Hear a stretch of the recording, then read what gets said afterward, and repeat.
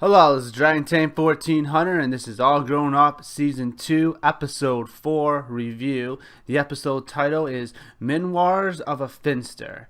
Now, this is the first episode that showed Kimmy as the main character, or even as a side plot at all. This is the first time we get to see Kimmy's character develop, and that's great. 2 thumbs up just for that, and it was really well done as well. So two thumbs up too.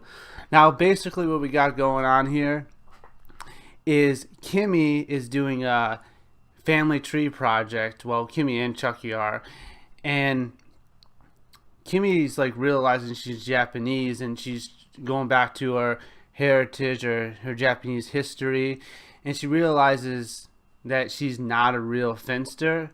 This creates conflict between Chucky and Kimmy, and Chucky actually wants to embrace the whole Japanese side to try to get close to Kimmy and everything, and he's actually the only one of their friends who's actually supporting Kimmy, doing all this Japanese stuff. One comment is that Lil says, "I miss the old Kimmy," which personally I don't understand, because we actually never got to see what Kimmy's character was like before this. Because this is the first time we get to see Kimmy's character develop in the whole series, and this is season 2. So, well, at least we got to see it, right? Now, it does make sense that she would say that, though, because she know Kimmy for like her whole life. Now, from Susie, we actually do get to see a character trait of Kimmy that was actually before this episode, and it's that Kimmy throws herself into everything. And that's actually one character trait I have with her. It can be a strength, it can be a weakness. From a personality standpoint, I feel like I have the most common with Kimmy, and I relate to Kimmy the most, which is why I like to see her character. She's not necessarily my favorite character, maybe not yet, but I do relate to most to her.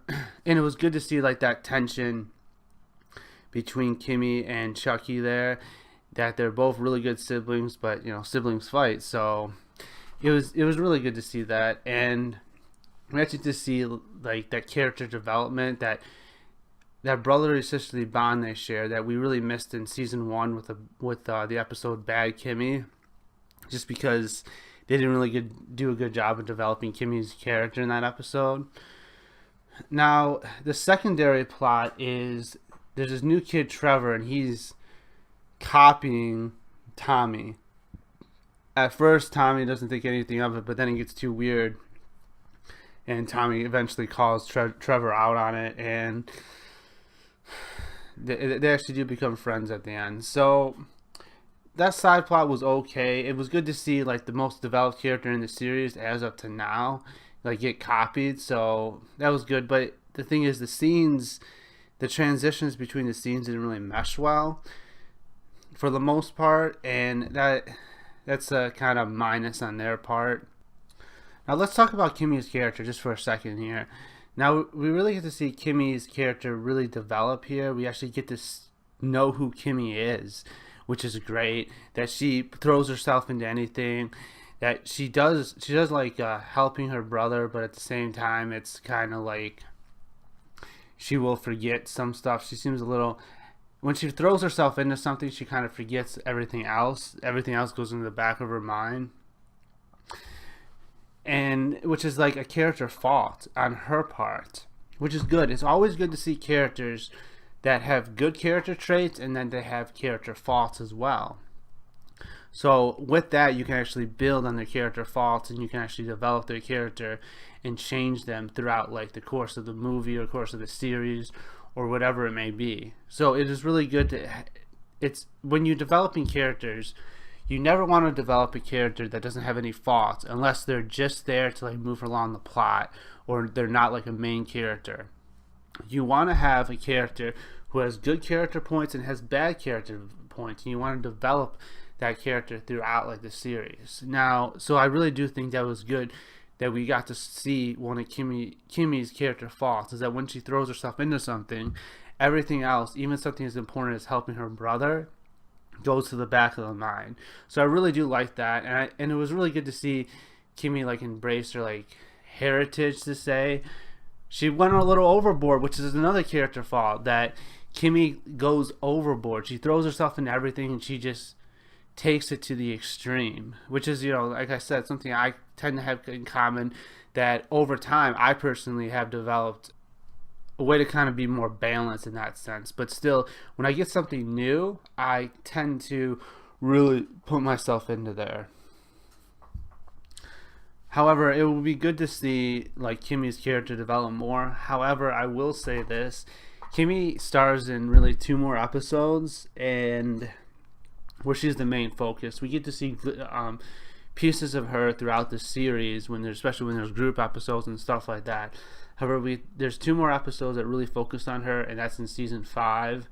And if I recall right, she still has this problem she develops. She becomes too focused on stuff, so we don't really get to see her character develop. They really just don't have enough episodes focused on her to actually do that.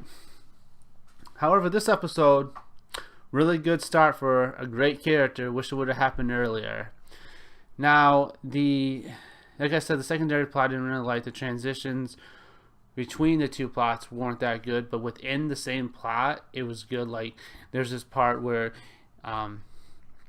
Kimmy throws up a fan in her face, and then she closes it, and we get to see the next scene with Kimmy. So that was good. Overall, I think the episode deserves actually a 10 out of 10. I love this episode. And maybe I'm being a little biased because I like Kimmy and I relate to Kimmy's character. However, 10 out of 10. I did forget to mention about the moral. Now, from a Christian perspective, the moral of the story is obviously related to kids reacting to mixed families when their parents get remarried and stuff like that.